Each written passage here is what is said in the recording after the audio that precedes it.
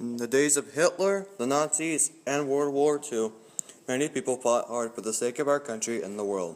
Mr. Jack Howard of Skinny Atlas was one of those people. Jack Howard was born a leader. In high school, Jack Howard played football and baseball. He played center for football and was a captain for the team. In middle school, he played basketball as well, but didn't like it very much and decided to pursue other things. In his senior year of high school, he was at a movie matinee.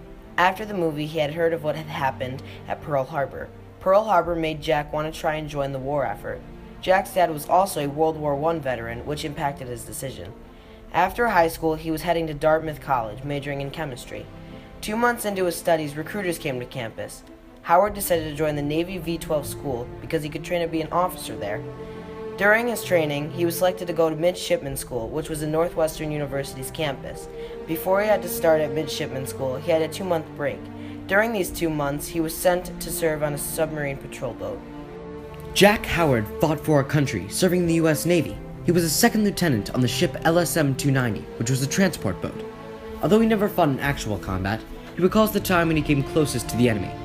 Mr. Howard helped many soldiers get home after their line of duty and reunite with their families.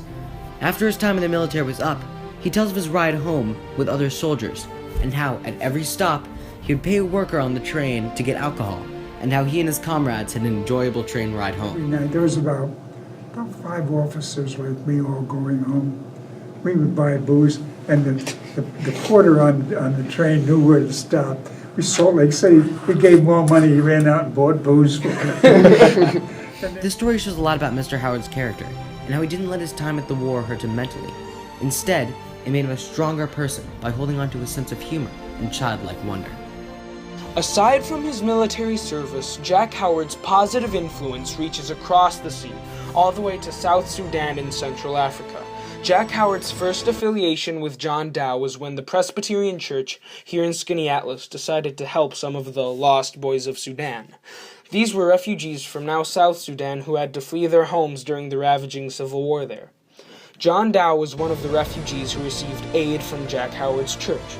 They helped the migrant Dow adjust to life, and eventually he would set up the John Dow Foundation, an organization that at the time helped migrants from Sudan. Jack Howard personally helped John Dow get the money to set up a clinic in the small village of Duke Payul, Dow's native village, and even assisted in its building. Because of the medical clinic, men, women, and children are now able to receive life-saving immunizations and clean water from the clinic. Jack Howard is now a chairman of the John Dow Foundation and helps the organization continue their work to this day. Howard has done much work in World War II in the John Dow Foundation. In Skinny Atlas, he is not only known as a veteran, but also as a husband to Ruth Howard, and as a father, grandfather, and great-grandfather. He also does work for the First Presbyterian Church as a point person for the lost boys of Sudan. Mr. Howard worked hard not only to make Skinny Atlas a better place, but our entire country as well, with his military service for which he shall always be remembered. We thank you for your service, Mr. Howard.